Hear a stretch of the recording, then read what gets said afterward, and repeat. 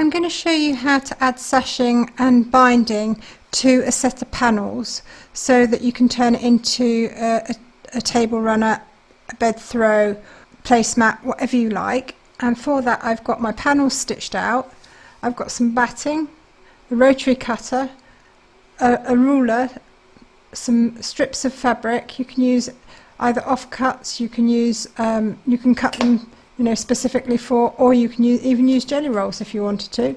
And I've got some pins as well.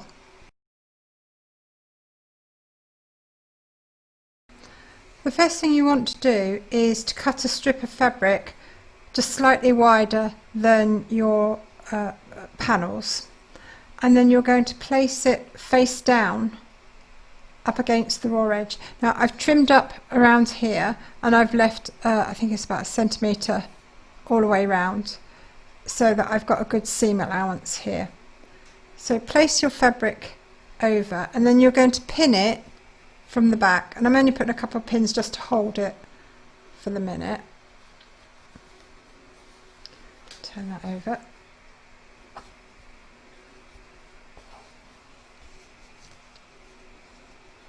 If you cut straight with a rotary cutter and a ruler, it makes life very, very easy. So that's now on, and we're going to stitch this, and we're just going to do a hair's width just inside the stitching on the edge of the runner.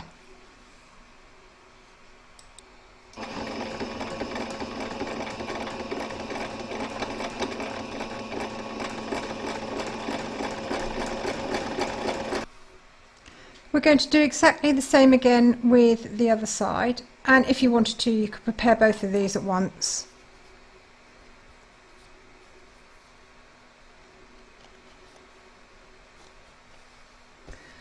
And now we're going to stitch that on.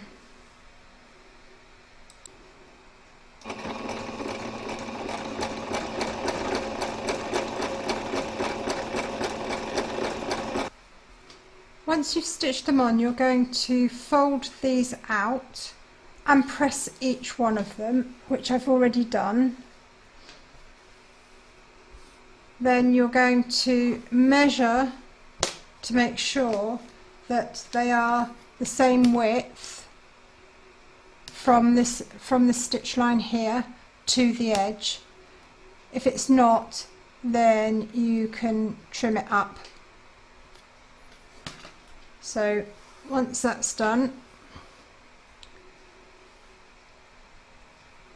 we're now going to trim off the excess for these. So lay your ruler so that it's all nice and flush, and then cut.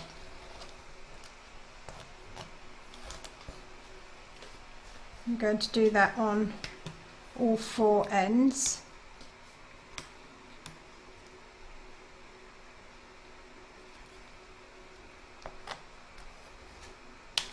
Oops. Make sure it doesn't move.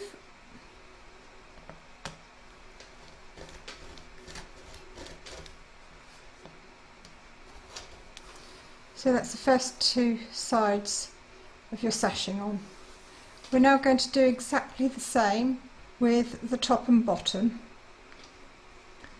So once again, cut your fabric slightly longer from top to bottom, turn it over, line it up to the edge, and then pin it in place from the back.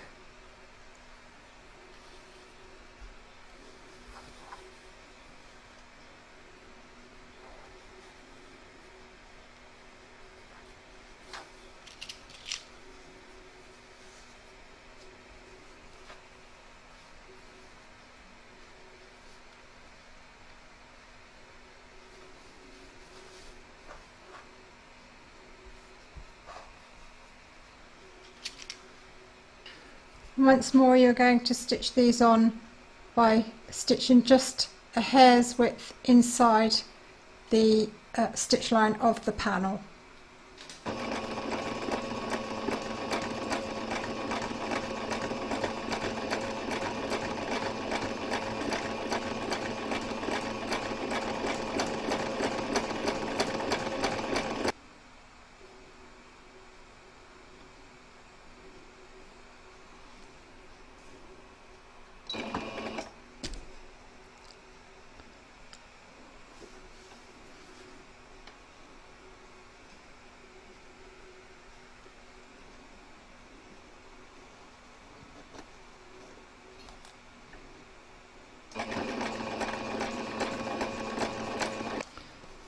You can now remove the pins.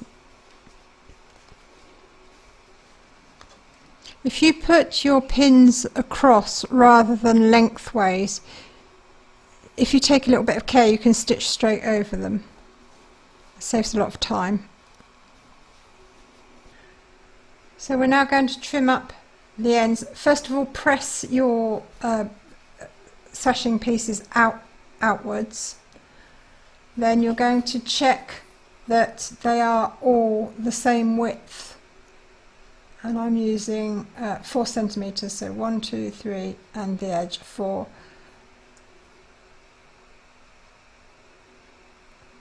And if needs be, trim them up.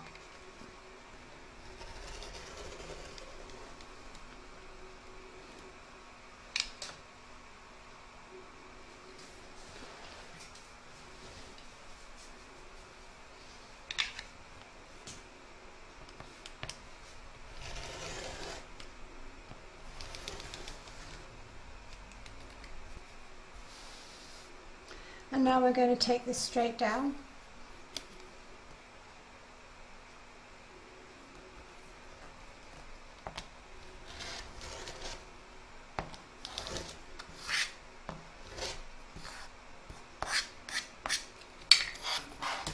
And the same for, please excuse me, I'm working in very cramped conditions, I'm afraid. I haven't got a lot of room to move.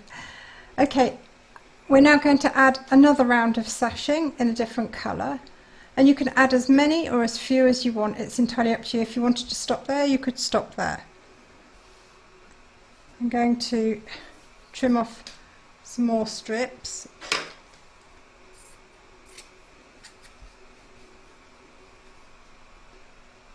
And as we did for the red, we're now going to do for the black. So face wrong side down and pin from the back.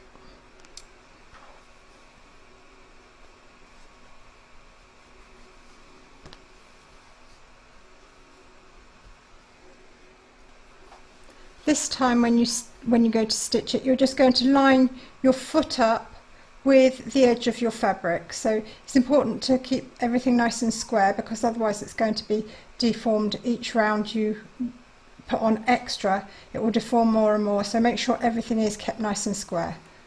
So now we're going to do the same with this piece.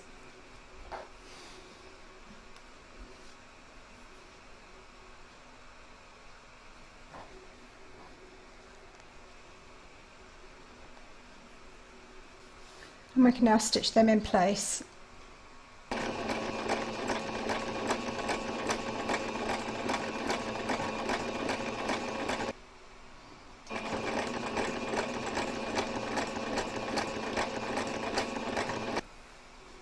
Now going to press those back, both ends.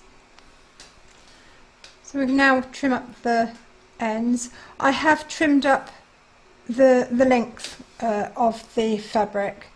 I haven't got a lot of room to move, so I hope you don't mind. So place it down and trim the ends off.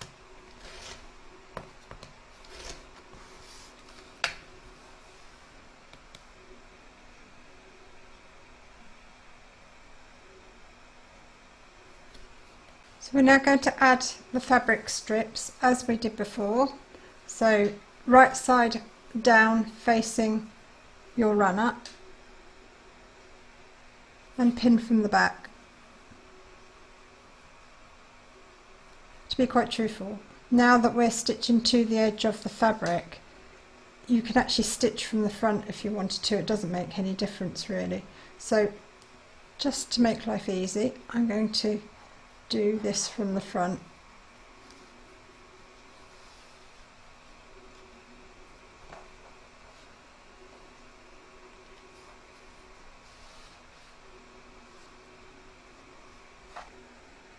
And now for the other side.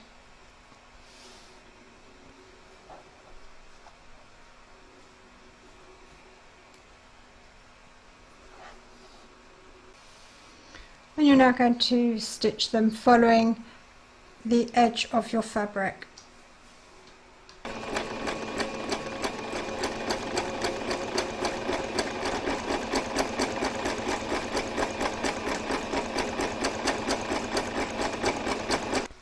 And now for the other side.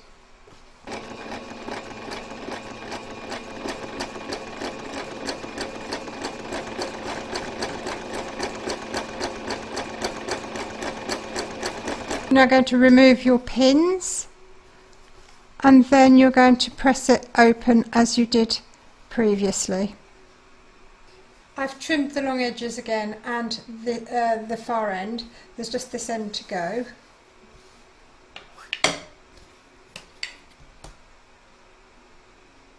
We're now going to cut some strips for the third row of sashing.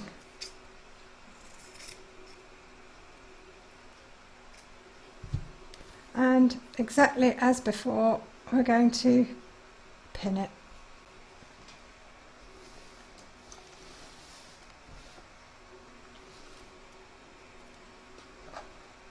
And the same the other side.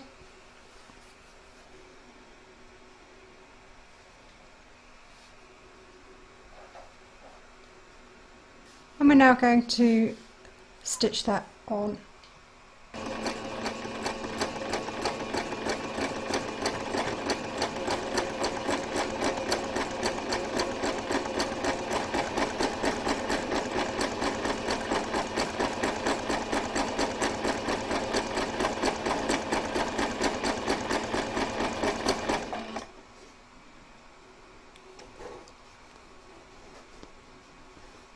And I'm now going to press my seam open.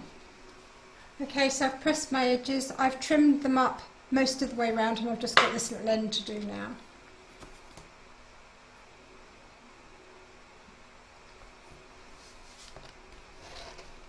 And now we're going to cut our sashing for the top and bottom in the green.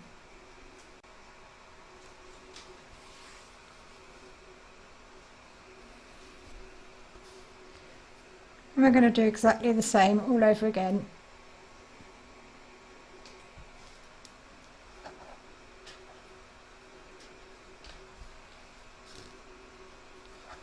And the same for the other side.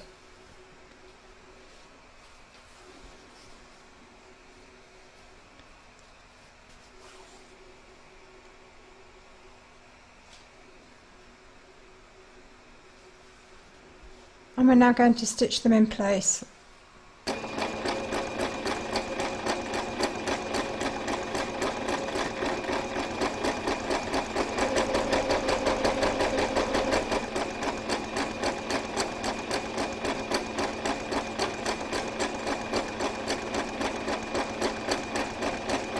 And now for the other side.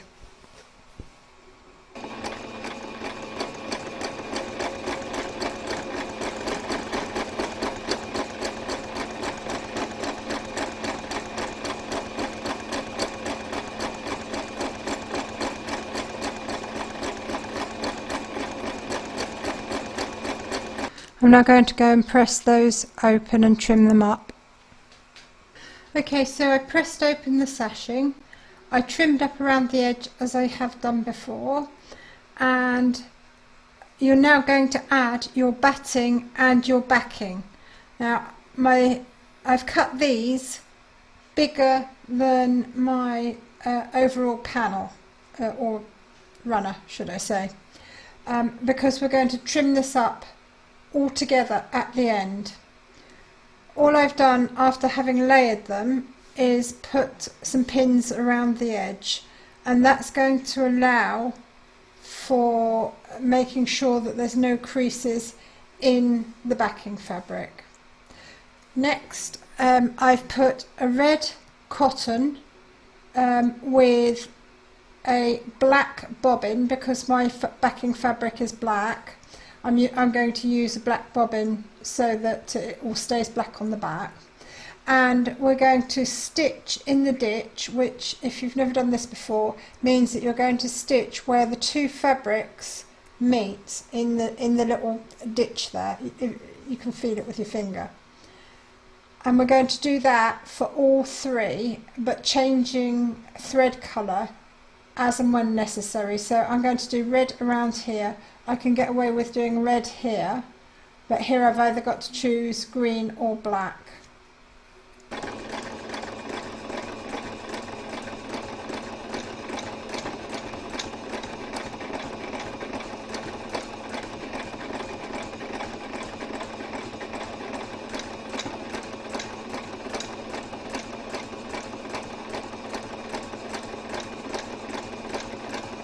My thread, I'm going to change it to green, and I'm going to stitch in the ditch on the last join here.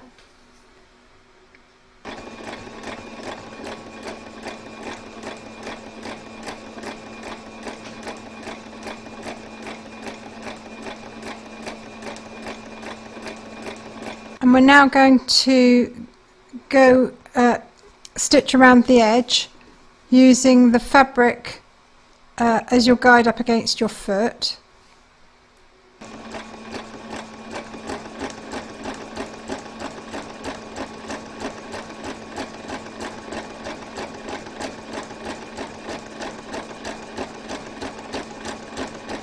Trim up all around the edge, and I'm going to leave myself a 1 centimetre seam allowance.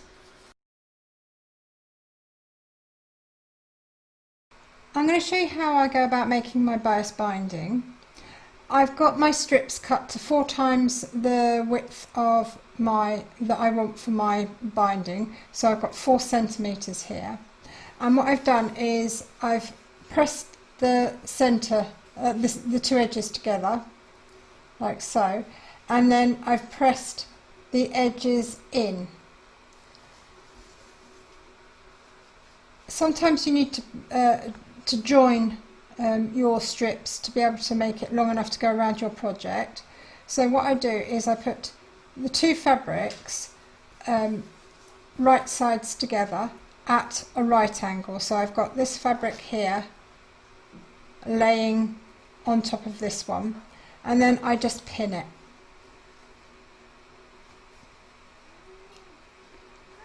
Then I draw a diagonal line from here down to the corner here, and I stitch along that like I have done here, and then when I remove the pins and I pull it back, it's joined on the diagonal, and all I will do is press these 2 pieces apart and then trim off some of the excess fabric, leaving probably about just over 1/4 of an inch. So that's what we're going to do now. I've got to stitch this one.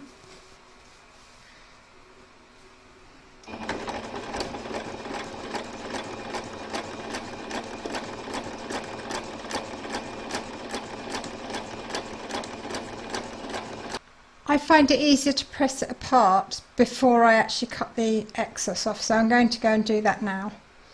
Okay, so that was our 2 pieces crossed over. I've trimmed it up, pressed this apart, and that's the front now,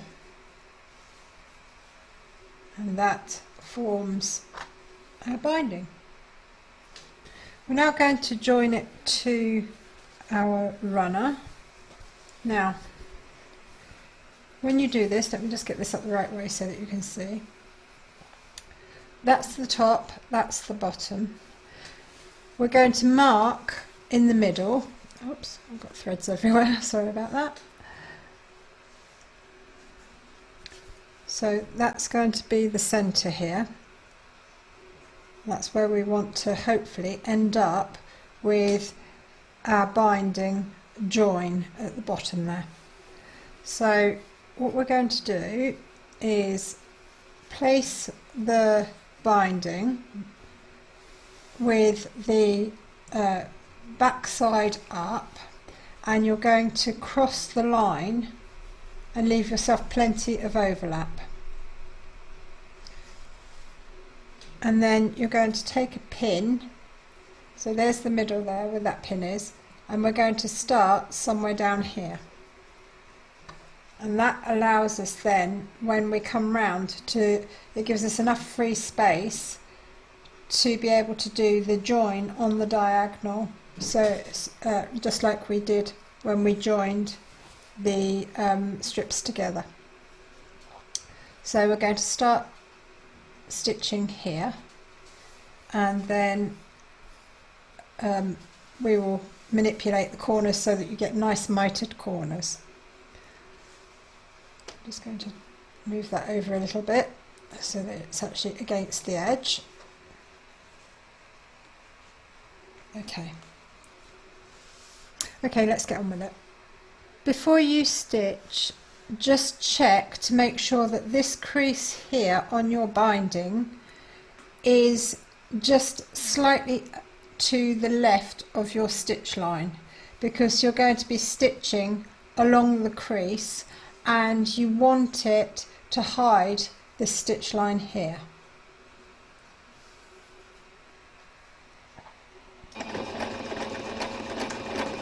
When you get to the bottom corner, you're going to stop short by 1 centimetre and then come off at a 45-degree angle.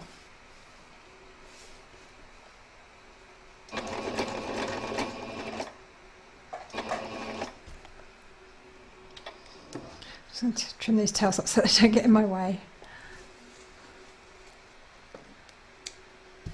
I'm going to turn this round so that my binding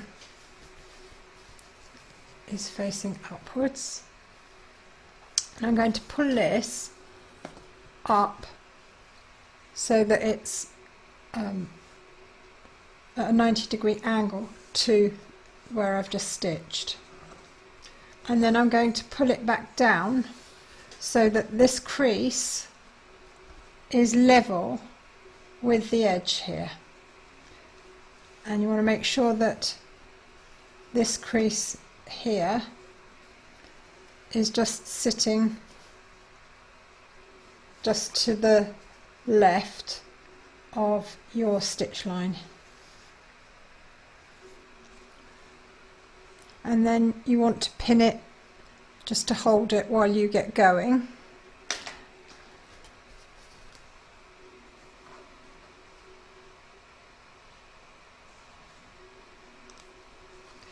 And you're actually going to start to stitch right at the top here.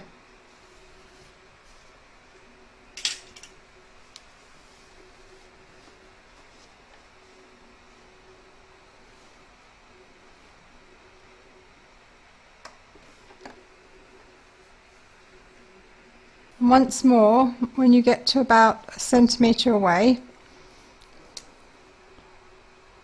you're going to come off at a 45-degree angle, like so.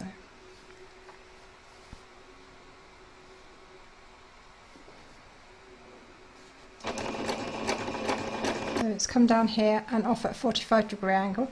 We're now going to turn our work 90 degrees and once more fold the binding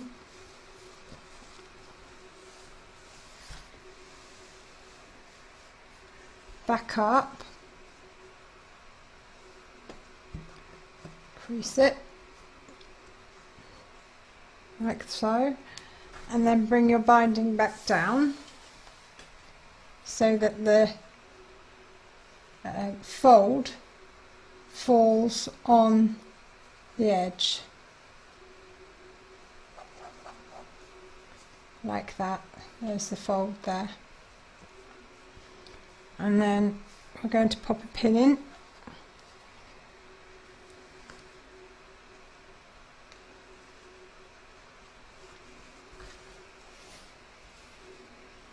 Make sure that the crease is just to the left of the stitch line.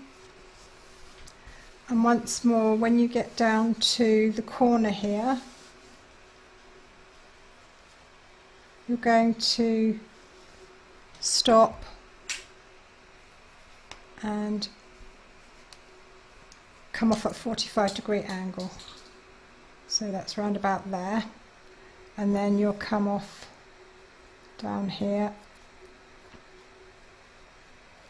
like that. starting right at the top once more.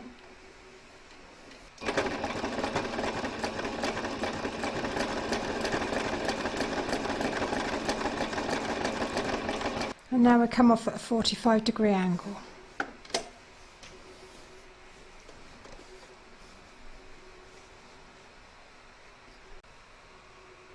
Okay, so turn your work 90 degrees anti-clockwise, and then you're going to pull your binding up, straight up like that, at 90-degree angle. Crease it and bring it down, and make sure that the fold sits on top level with your edge, like so. And then you're going to pop a pin in just to help you get started, and of course make sure that this crease line falls to the left of the stitch line.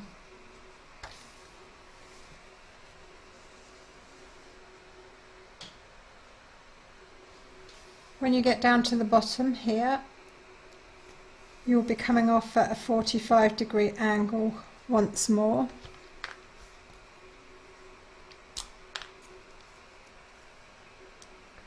So you come down here and then off at the corner.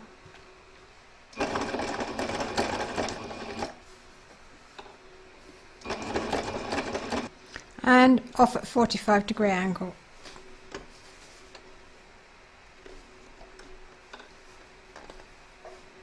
Okay, so turn your runner, fold your fabric back 90 degrees towards the top,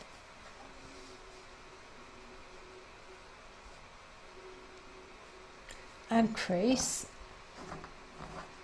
and bring that down, and make sure that your fold sits on top of your level with the top of your runner.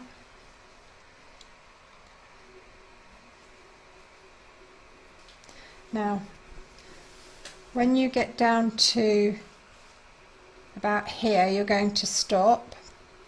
Let's just get that in position.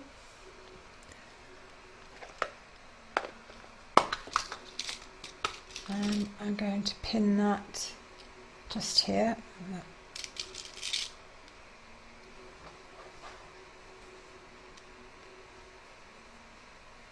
And that's where we're going to stop, because after that we've got to do the overlap. Okay, so let's get this stitched once again, starting at the top here on the crease and just stitching down to here.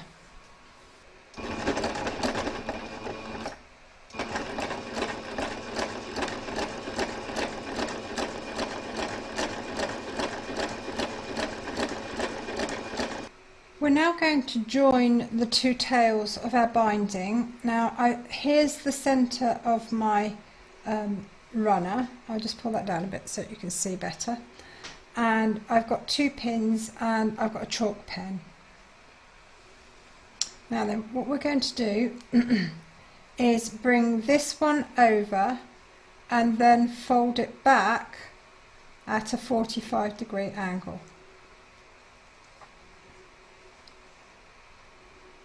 And ideally we want the centre of this this crease here to line up with the centre of our runner, so where the pin is.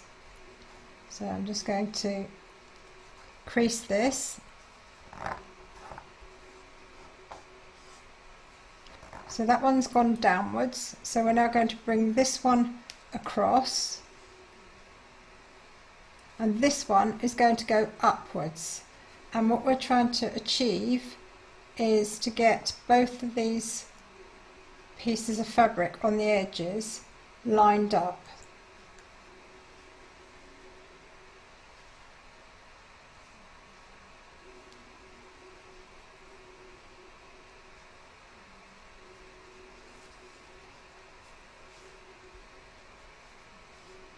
like that. Now we're going to take a chalk pen and we're going to mark on the corners so that you've got something visual on the actual fabric there. So that one and that one, and corner of this crease as well. Okay. So now you're going to jiggle your runner, so you're going to have to pull it inwards because you're going to join, that's it, these two together with pins. So you want the two marks that you've just made to line up, and you're going to pin it from the back,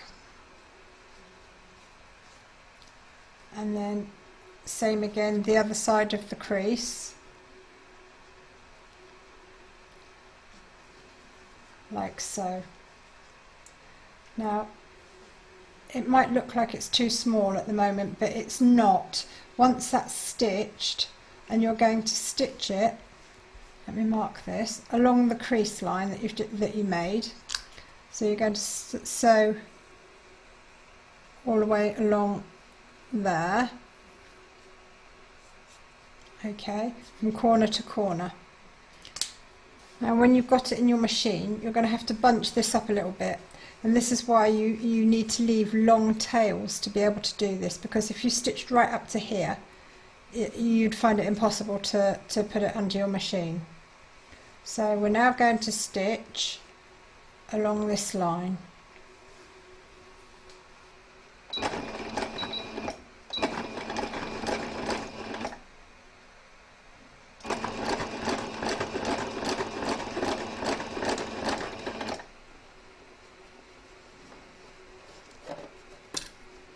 Okay, so that's our join stitched, and we're now going to trim up the tails to about 1/4 of an inch of the seam allowance. Okay, so that's our stitch line that we've just done. When you flatten this out, it should all lie nice and flat and be a perfect fit to the length here. If it isn't, you need to unpick that and restitch it and realign it. When you're happy with it, let me just turn this around a little bit, we're going to trim off the tails, and be careful not to cut your binding that you've just stitched on. Easily done. And then you're going to press that open, and I'm just going to nip off the overhanging bits here and here.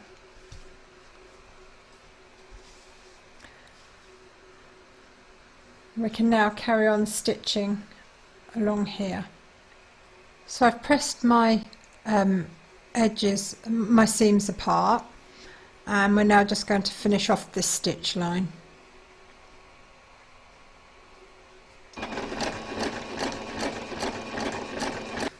Okay, we're now going to deal with the corners and the getting the binding over to the back. So pinch your corner and then flip it over, and that gives you a lovely mitered corner then. And you're going to do that with all 4 corners. So pinch and pull,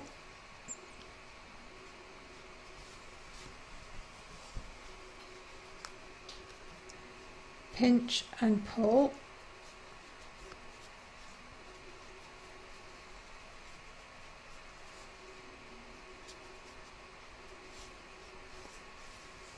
and the last one, so pinch and pull. and that gives you your 4 neat mitered corners. So now we're going to fold the raw edge over and then bring it round and over, and you want it beyond this stitch line. Now if you find that this is too bulky here and you can't get it over, you can trim that off, because that's all going to be hidden, and mine is a little bit short there, so I'm going to trim mine.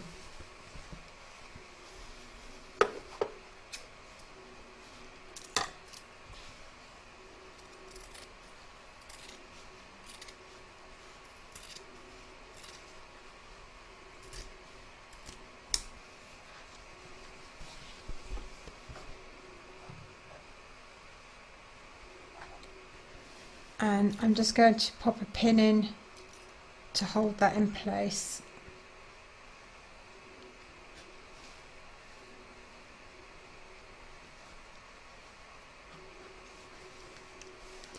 Now, to get your corners nice and neat, you're going to fold them. So once again, bring it over.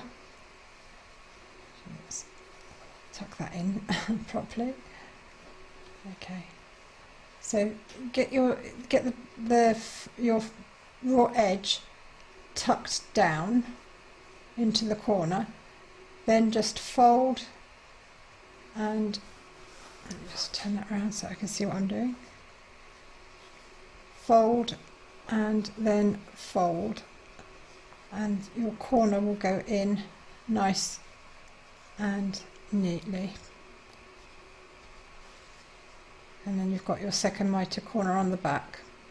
Now, I'll be truthful, I prefer to hand stitch the back because it's completely hidden, and it's a lot easier to make sure that you've caught everything where it should be without it showing through the front, because your front's going to be really nice and neat, and there's going to be no stitching on it. So I prefer, and it doesn't matter how big something is, I prefer to hand stitch mine.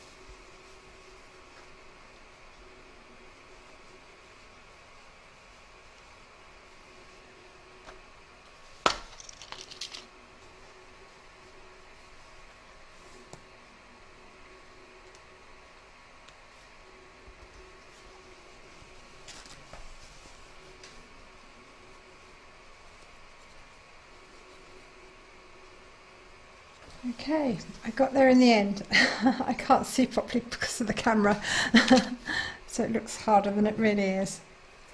Okay, so you're now going to either machine stitch along the edge or hand stitch, and I'm going to hand stitch mine.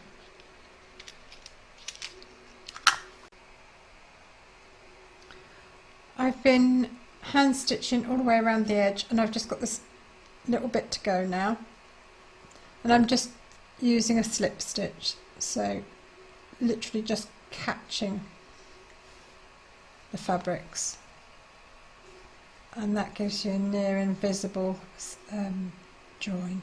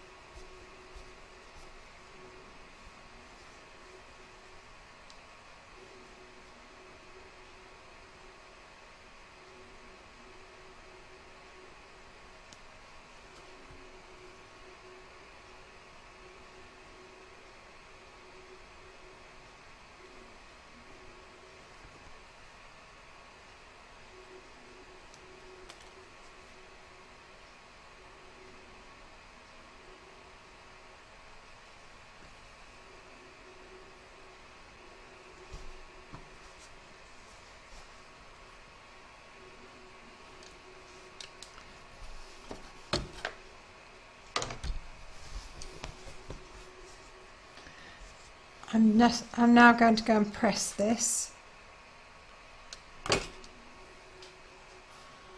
and that's our runner finished.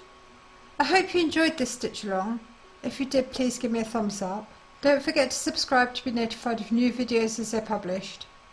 Do pop along to Kreative Kiwi's Facebook group. There's lots of ideas, help and inspiration there for everybody. And thank you very much for joining me. Don't forget to look at all the links and information given below this video as well.